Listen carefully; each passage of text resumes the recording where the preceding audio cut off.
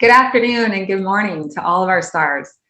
It's an honor to be kicking off our very first Shine a Light speaker series brought to us by our North Stars Culture Committee. A huge thanks to Jimmy, Kalita, Jordan, and Scott for setting the bar very high with our first speaker, and for all the work and impact our entire team is driving on behalf of the North Stars, Facebook, and all of our clients. Speaking of impact, I am so inspired by all the work that's being carried out by our incredible Culture Committee and Facebook. Last month's ACT series focusing on APIs, this month's Pride and Juneteenth activation are just a few examples, and I'm really grateful for the opportunity I've personally had to learn, reflect, and share with one another across our amazing team. Today, we have the privilege of being joined by Joe Pressley. Joe is the CEO of Hetrick-Martin Institute, which is the nation's oldest and largest nonprofit serving the LGBTQ youth community. Joe has devoted his entire career to bringing positive social and economic change to underserved communities, from training 1,500 leaders around the world to having 2,000 youth who participate in HMI programs every year. Joe helps HMI drive action across the board. Joe also has an impressive leadership record across nonprofits. He served as the Deputy Commissioner for the New York City Department of Homelessness. He was the Executive Director of the New York AIDS Coalition and Senior Director of Policy and Government Relations for the Harlem United Community AIDS Center. As you can see, Joe is a champion of transformative change and represents multi-generational perspectives while endorsing inclusive leadership. Joe, I cannot thank you enough for taking the time to be with us today and for the work that you're doing to foster change in our LGBTQ communities. We would love, just to kick us off, if you could jump in and tell us about your background and the impactful work that you're doing at HMI. Sure. So thank you, Michelle, for that. That's quite an introduction. Thank you. I appreciate that. So I'm trying to think where to begin. You know, I am born in Bed-Stuy, grew up in Crown Heights. I am a Brooklynite through and through. My husband and I live in downtown Brooklyn in Fort Greene. I'm a New York City kid, product of New York City public schools. Got my college degree and graduate degrees here in New York, and New York City runs through my veins. And, you know, wow, you know, what has really informed a lot of my work is my love for people.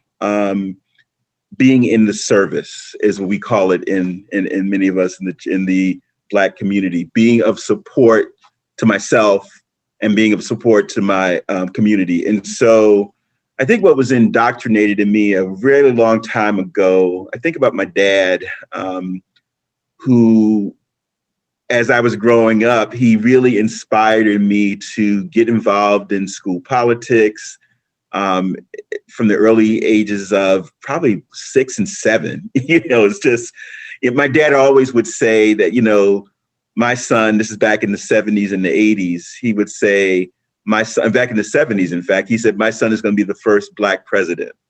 And, you know, thinking back to when Barack Obama was first elected, you know, unfortunately, my dad passed away before he could see that.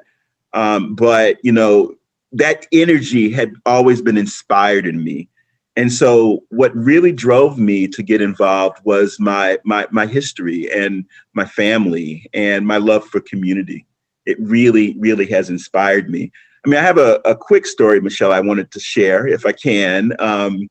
You know, as you mentioned, my trajectory in terms of the work that I do really was fueled by as I just mentioned, my love for work, my love for community, but it also is, as I became as an adult, I also got involved in community organizing. So yes, I was at the New York AIDS Coalition. I also worked for many years at Gay Men's Health Crisis. And I just love community.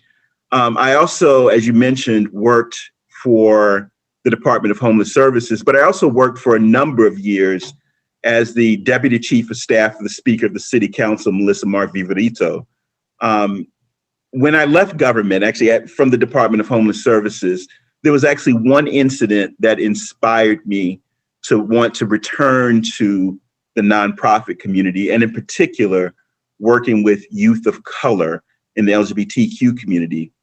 I do a lot of my sort of thinking, weekend thinking, at the New York Public Library in Brooklyn, the Brooklyn Public Library to be exact, at Grand Army Plaza. And there was this one Sunday afternoon where I was on the steps of the library. It was a beautiful, I'll never forget this for as long as I live.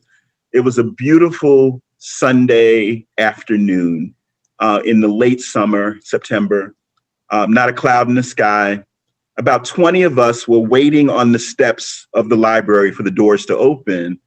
And out of the corner of my eye, I see this young African-American man, young Black man, about 15 years, 16 years of age. He's sitting there. And there were some other boys behind him, roughly about the same age. And I thought they were just playing around, some banter with kids, young people. And I noticed that the young man, gets up and he moves to another place on the steps. These big steps, right, leading into this big building, right? And so they follow him and they start hurling these horrible terms at him. And the terms I've heard as a kid growing up myself in Brooklyn, Bati boy, they called him just horrible, horrible terms for a gay man. And I tell you, Michelle, something welled up in me. And I said, look, folks, you got to stop this. This is unacceptable. What is going on here? Leave him alone. He is not bothering you. This is not acceptable. And then other adults joined in and they says, yeah, this is not right. Leave him alone. So I noticed that the young man who was being tormented had a look of, first it was terror, but then like relief that someone was speaking up for him. And I tell you, Michelle, what went through my mind was not only compassion for the young man who was being tormented, but for the tormentors as well. It's like, what is going on here? What's going on for you in your life that would force you to bully someone like this or in any fashion? And so the doors of the library open and the young man, I lost sight of him. And the other group, they turned to me. It's like, man, why did you do that? Why did you involve, you're being nosy. Why didn't you mind your own business? And it's like, look, this is not right. You just got to stop it. And I think they saw that I didn't back down. That night, I went home and I said to my husband, I said, sweetie, I got to be doing something different. I feel like this energy that I have in me, and I love my work that I did in government, and I love my work that I did previously in nonprofit. But I felt like at that moment, something welled up in me and said, this is what I should be doing. So that night, I just, talked to my husband about it and says, I got to be doing something different. And the opportunity presented itself at the Hetrick-Martin Institute. And everything was just aligned. And it was just an opportunity that I put my all into. Because I tell you, the work that we do at HMI is really saying to our young people, we can be caring adults for you. I wish I had that when I was growing up in Brooklyn, and HMI does that for us, for young people. We provide a caring community. We are part of our young people's chosen family. And I tell you, that incident, that afternoon, that September of 2019, I will never forget for the rest of my life, because it really, really, really said to me, this is something I need to be doing. It's so, so powerful. And I'm, for one, grateful that you had the courage to speak up, and also that the universe opened that door for your leadership. It really seems that you're exactly where we needed you to be, where the world needs you to be, and you're making such an incredible change in the lives of others. So I was curious if you could I'm familiar with HMI. I've had the fortune of going to galas when we were gathering in person, and I can't wait to go back to the next one you might be planning live. But just thought you could just give our audience a bit of backdrop. You mentioned that HMI is the family really these individuals are choosing for themselves. Tell us a bit about HMI services, a bit of HMI's history. Sure. Oh, wow. So HMI has been around since 1979. It was founded by Emory Hetrick and Damian Martin. They were life partners, both of them in the mental health field. And it was founded because really they witnessed a situation where a 15-year-old was actually kicked out of a shelter here in New York because of his sexuality, kicked out and beaten from a shelter. And so they, I guess similar to my own story that I just told, realized that they needed to be doing something different. And so they actually founded the Institute for the Protection of Lesbian and Gays back in 1979, which then became the Hetrick-Martin Institute. And it really was formed to protect young people from the kind of abuse that they witnessed that day in 1979. So been around since 1979, and we have grown, as we mentioned, to be the oldest organization providing services to LGBTQ youth in the country.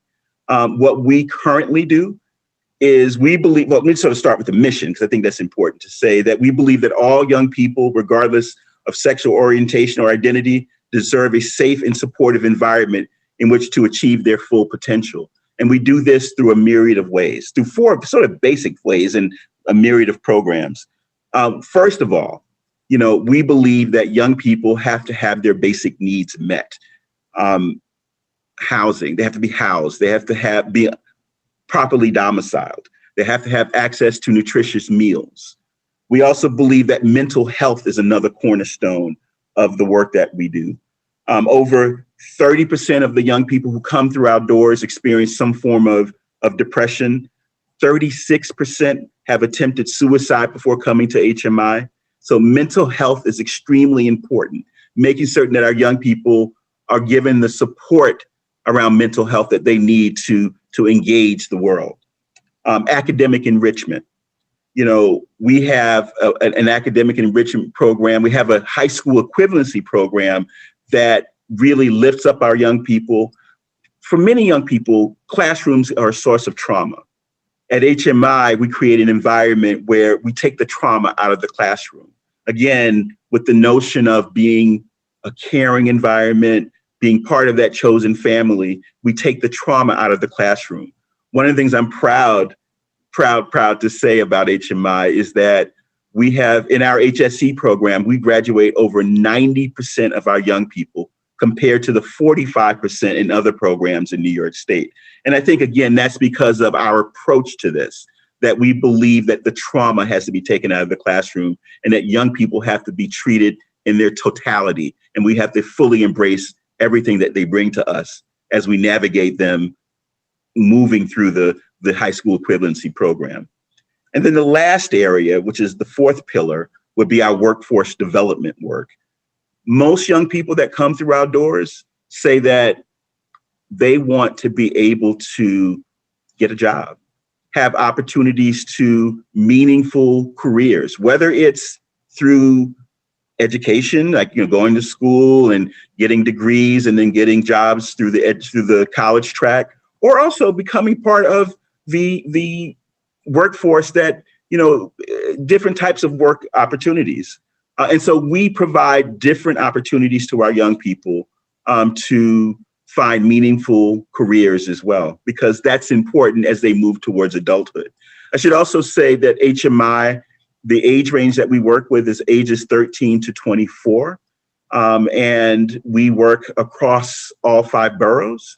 We also, because of our advocacy and capacity building work, because advocacy is also important, we also work on city, state, and federal level issues. And then we also do capacity building work with other organizations, because our young people live in the intersections. They, of course, lifting up folks and supporting them around our queer identities or their queer identities and gender expression is extremely, extremely important.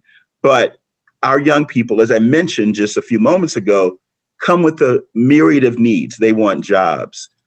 They have needs around education. Some have needs around healthcare. Some have needs around needing to cash assistance. And so we work with organizations that provide those types of services, training them on how to better serve our young people, our queer youth of color. And so increasing the capacity of our allies is extremely, extremely important. And so, it's been 6 months for me at HMI. And I tell you, Michelle, I would not wish my worst enemy to start as a CEO during the middle of a pandemic. But what it has actually enabled me to do is really just to dig in and look very closely at the programs. And I'm so excited to be here. Well, it's clear, and it is amazing that you started in the middle of the pandemic. And I'm grateful because some of the communities most affected, as you mentioned, were right in the intersection, the very intersection that HMI is doing so much work to help. Is there any one program that you offer or pillar that it speaks to you more than the other? And are there any in the back of your mind after 6 months that you're thinking you may want to launch? So you asked the $1 million question. I believe in collaborative. I'm going to answer your question, I promise, right? But I believe in collaborative leadership. I'm not the CEO to come in and say, it's my way or the highway. I mean, it's really interesting. When I started, many staff says, Joe, what's your vision for the organization? Where are you taking us? And, I don't believe in, you've been a believer. I have a sweet spot in sort of things I kind of like, right? So I like advocacy. I like policy work. I have a policy background. I have a policy degree. I believe in transformative change through the halls of government, whether it's on the city, state, or federal level. And yeah, that's my sweet spot. I believe that we can actually be further along and change the world in many ways if we have good synergy between our elected officials and communities, right? But what I did when I came on board is I embarked on what I called a listening tour. So we have 60, just about 60 staff. We have about 19, 20 board members. And what I said to them is that I want to first get a sense of what is it that you all are experiencing. I wanted to know personally, the members of my board. I wanted to know personally the staff at the organization. Now, some staff said, oh my God, he's going to come in and he's going to get rid of me or whatever. And that wasn't my objective. It really wasn't. My objective was really to hear the good and the bad, and the challenges and the triumphs. And I tell you, it paid off in dividends. Having those conversations with my board members and with my staff at my nascent days here at HMI was extremely, extremely helpful. So there are a couple of areas that I think, I would love to expand. One definitely would be around mental health. And this is not necessarily in order of priorities, just what's coming to my mind, but mental health. I mean, we learned so when the pandemic began, this actually predated my starting at HMI. We literally did not miss a day of service. And I tell you, to the testimony of this staff, they pivoted quickly to provide virtual services to our young people. Many of our young people could not shelter at home successfully. Many of our young people are experiencing issues around direct violence from their caregivers or their supposed caregivers, abuse, whether mental or physical abuse. And then there are a number of young people who also have great families, biological families, but the pandemic created isolation. And so we saw an increased demand on our mental health services. We already had a great demand for it, and it was just an exponential demand on our mental health services to the point where we have a wait list of people. Our mental health services, we don't deny anyone. It's not based on public funding like Medicaid. It's all grant funded, and we bring in everyone and we don't turn anyone away, but there's been an increased demand. And so one of the lessons learned from COVID is that we must continue to expand and to grow our mental health support, not only here in New York City, but across the country, in fact. And I know there are organizations out there that do this already. We believe that we can also lend our voice to it as well, because of the fact that one is the demand. And then two, one of the things that I think is unique about HMI is that we also provide direct services. And I think there's a connection back from the mental health work that we do, and then bringing folks into the work that we do around programs, if the folks who we're working with in our counseling sessions so choose. Another area that I really want to grow is workforce development. Our young people are saying that, thank you, Joe, when we have internships here at HMI. There also are opportunities to find places where we can find meaningful careers. we think that needs to grow.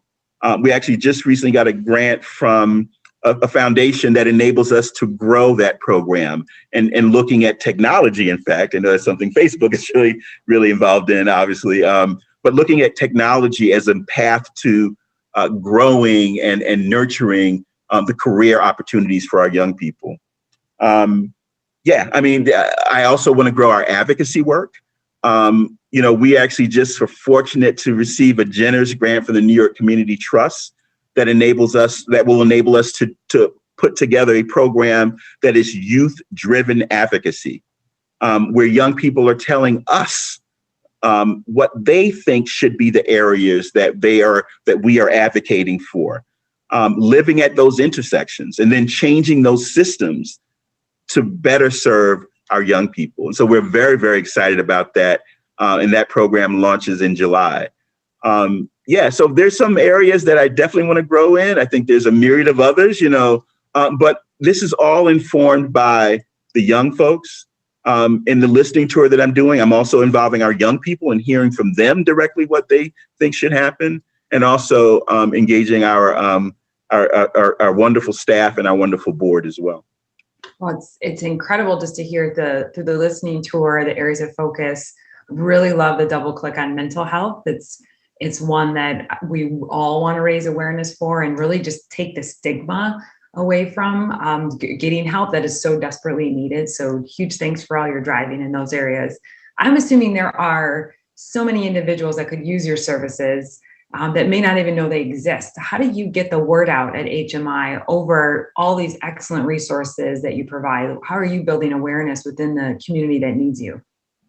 So we do that a myriad of ways. We do it through our outreach team. So we have an outreach team that even through COVID was out there, of course, employing proper protocols, but making certain that we were reaching youth who may not be connected to anyone. So literally doing street outreach through the pandemic, going to places where we thought young people may be and where they were, and then connecting them back to this organization or to wherever they needed to be to get immediate services. We also do quite a bit of work through social media, putting the word out there. Thank you through Facebook and Instagram and Twitter, and now TikTok, just really getting out there and really advertising to the world and to the community that, we have services here and that folks are making ourselves known to folks across the city that, we have these services here. A lot of it is also about word of mouth. I think, if you provide good service, the young folks then mentions it to other people. So hence, that's why, one of the reasons why our mental health work is we have a waiting list of 300 people, which is we're trying to get that down. But, we definitely word of mouth has oversaturated the demand for our mental health work. And we're looking for other ways to grow it, which is why I want to grow it so that we can quickly provide services to young people. But yeah, we do it through outreach. We do it through social media, and then also partnering with other organizations who could benefit from the work that we do here at HMI as well. Oh, that's fantastic. And you mentioned that you didn't miss a day, which I'm so impressed by. You didn't miss one day as you spun virtually. Are there elements of that virtual approach that you'll continue even as everything comes back and opens up that have worked well virtually? I'm just curious the mentality that went into switching everything and not missing a day virtually. Yeah. So, I think one of the things that we've learned is that, some of the counseling is done very well virtually. That young folks, some young folks don't feel comfortable at a certain point. Maybe they get to that point, but sometimes when we first engage them, they're a little nervous about coming into a space like HMI for whatever reasons, right? And I think the virtual counseling demystifies it all. It's a very personal thing. It's a very individualized thing, and folks can do that right from their own wherever they are. And I think we definitely want to keep that going. One of the other things also that we're learning, so that's mental health, right? There are also some components of the work, and we're exploring this now, where, I think one of the things that we're learning also, and I think this is true for many companies across the country, probably across the globe, is reimagining how we provide services. And so that means that in this post-pandemic world, creating infrastructure, creating systems where not everything has to be, for instance, here at 2 Astor Place, in our bricks and mortar facility, right? That some of this can be virtual, some services can be virtual. And so one of the things that we're learning and I'm exploring is really thinking about how we work differently from the pandemic. Like the pandemic it was horrific. Personally, for me, I lost 3 first cousins from it. My husband works with the disability community, and he lost at his agency 40 people who used the services died. A number of his colleagues died, and so it definitely impacted me personally. And I know it impacted my staff as well.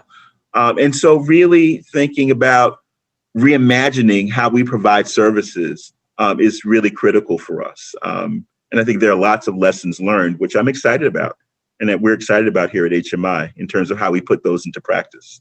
Well, thank you for just channeling such horrible losses, such hard losses into good. I think you're really honoring those individuals with all the good you and your husband are doing. So huge thanks to you. Curious, just switching gears a bit to Facebook. You mentioned Facebook and Instagram as part of your outreach, but curious how you might use Facebook to build your community, stay in touch with your community. It's always great just to hear how we're working for you and the ways that we help you reach the communities that you care about. Well, one of the things I just want to say thank you for is we have a program called Moving Towards Belonging. And we do this quarterly.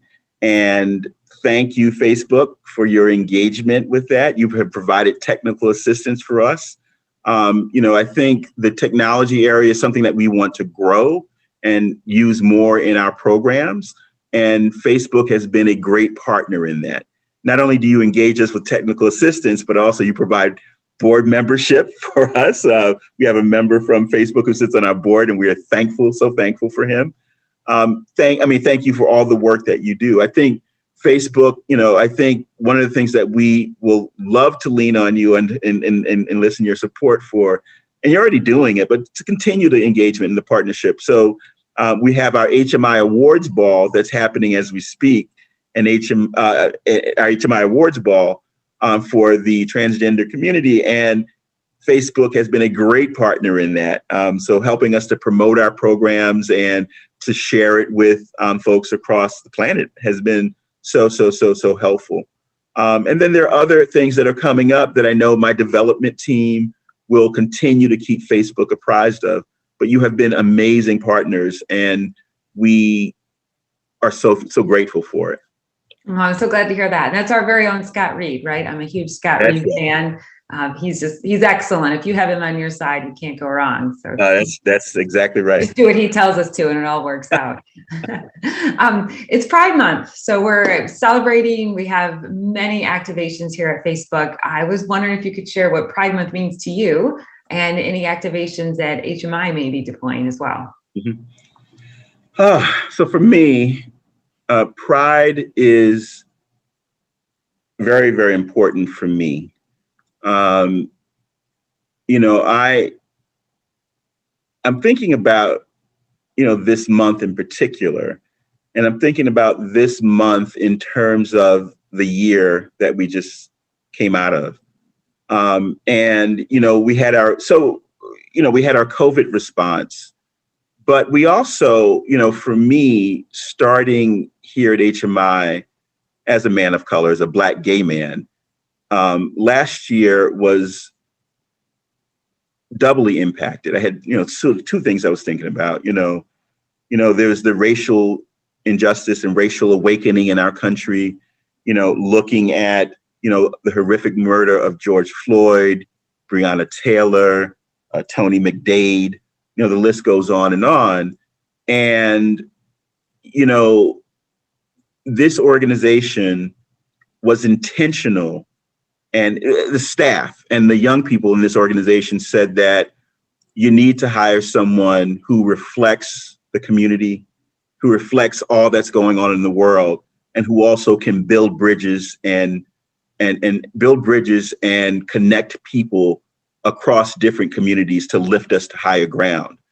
And so, I'm hoped by that person. I really do believe in celebrating people's individuality. I'm a proud Black man. I'm a proud gay man. But I also think that we have to bring people together so that we can move forward. And you'd better believe I was out there at all the demonstrations, many of the demonstrations. I'm a photographer. That's my hobby. And I was out there at many demonstrations, just memorializing it with my camera.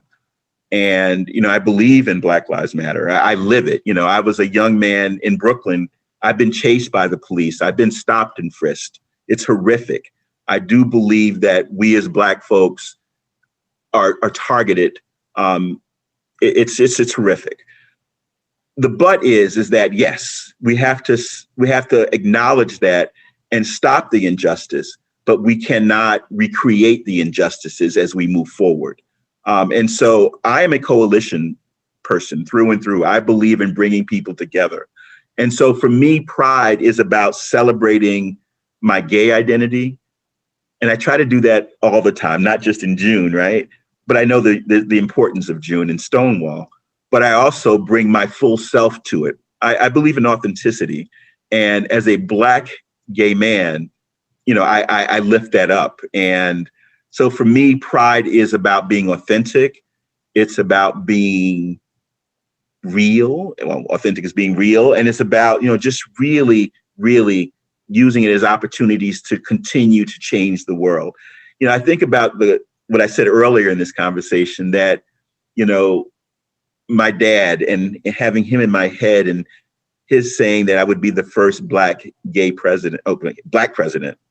And I guess I would change that to say, I wish that, I moved towards having the first queer president of color. That's the world I live in. And maybe that's simplistic, but I believe that, that type of thinking helps us to change the world. And so Pride for me is connecting the dots between my full authentic self. There are a number of events that we're planning here. We're in the midst of planning at HMI for Gay Pride Month, for Pride Month. Those include a poetry slam that we did earlier this week. I mentioned the HMI Awards Ball. It's a several-day thing. We're also doing a Pride Grab and Go event actually tomorrow, where we're going to bring young people. We're going to close off Astor Place.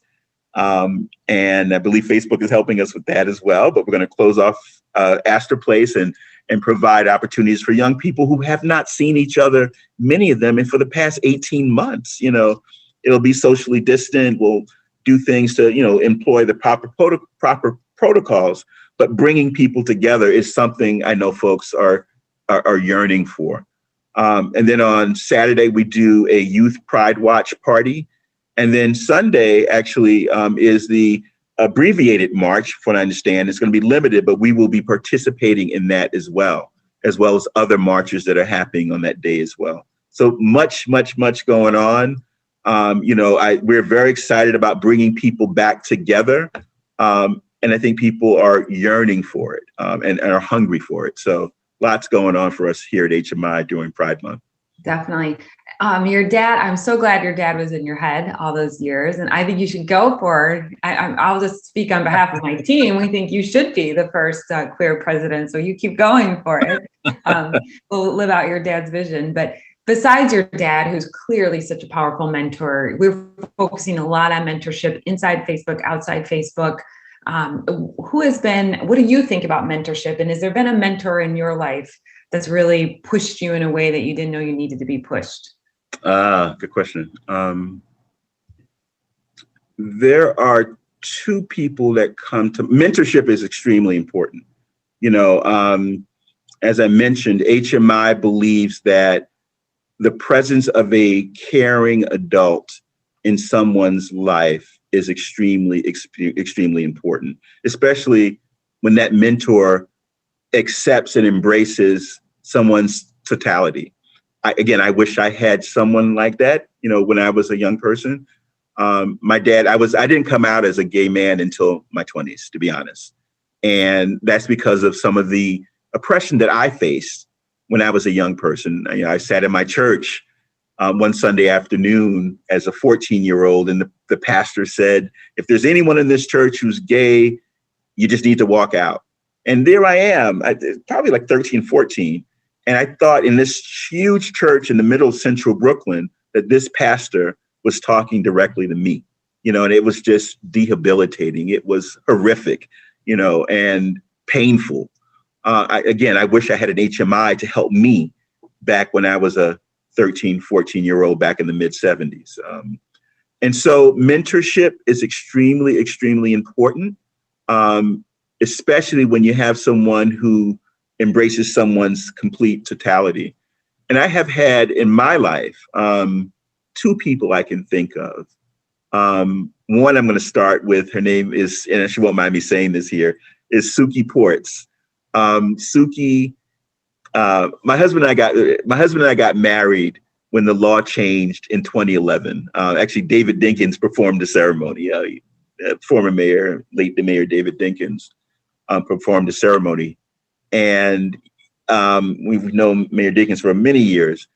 Suki, who is 86 going on 17, is just a dynamo. She was instrumental in helping us get Mayor Dinkins to perform our ceremony. But even beyond that, I should also mention Suki is an Asian woman, Japanese American woman.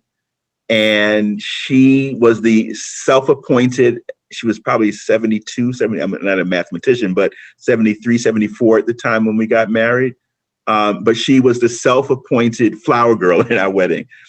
Suki has taught me the power, I always knew this, but she really drilled it into me, the power of coalition work, the power of identity politics, but getting people out of their silos to do the cross-fertilization across those silos. And so Suki is the living embodiment of that. And she has taught me to be tenacious, to be unapologetic, and to always be kind. And so Suki has become what I would say she's family. She's part of my chosen family, and has been instrumental in enabling me and reminding me, and sometimes scolding me when I get something wrong, about how I need to always stand in my truth. And then when you're wrong, to admit that you're wrong and move on. I'm someone, I'll be 58 years old in November.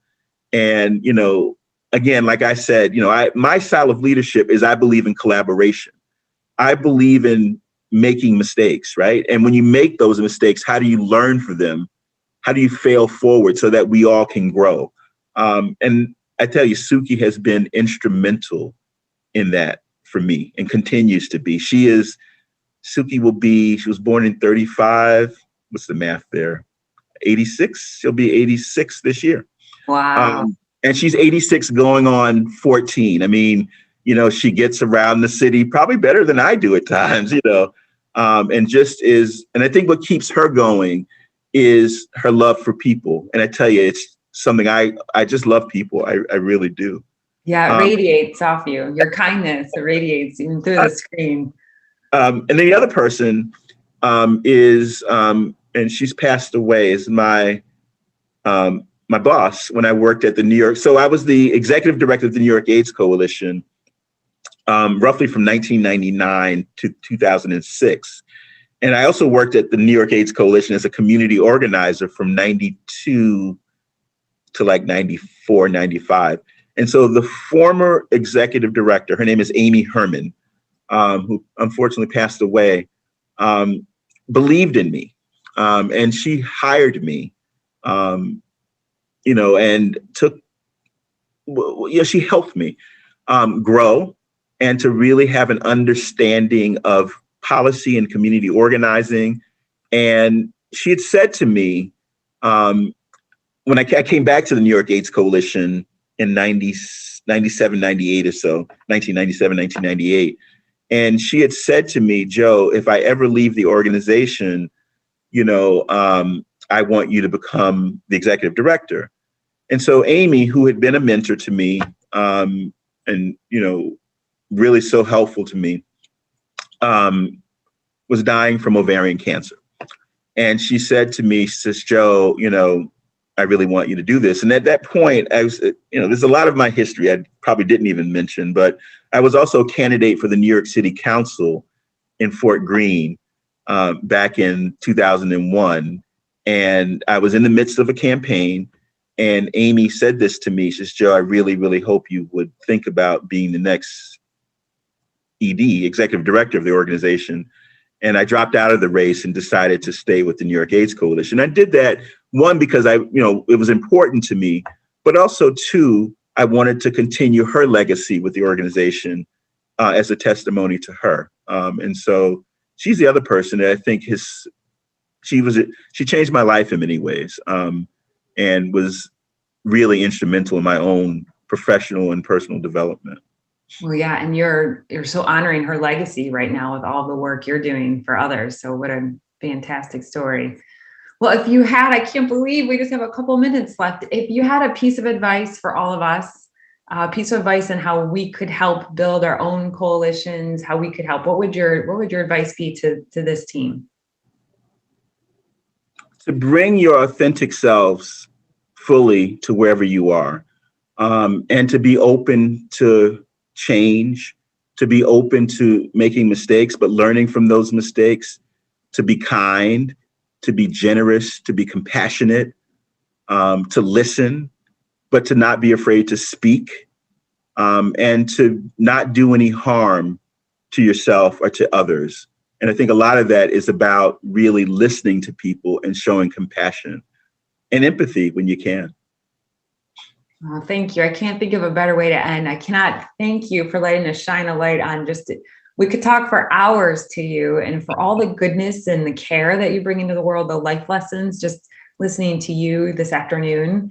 I know I have deepened my own commitment to several areas, and I can't thank you enough for just really leading by example, for giving so generously your talents and sharing your stories, from the story of those at the Brooklyn Library to your dad and your mentors really guiding you through your journey. I know we're just very fortunate to benefit from your talents, and so grateful you kicked off our very first speaker series. You set a very high bar for future speakers to have to catapult over. So huge thanks, Joe, for all that you're doing for the world and your partnership with Facebook too. Thank you, Michelle, and thank you to the team at Facebook for providing me this opportunity to share my stories. Great. And hopefully I'll see you at the gala, when the live gala is back Yes, on. it's happening. It's happening in November. November. Okay. Yes, we're excited. Fantastic news. Great. Well, thank you so much. And we think the world of you and your leadership. Thank you so much. Okay. Take care. All right. Be well.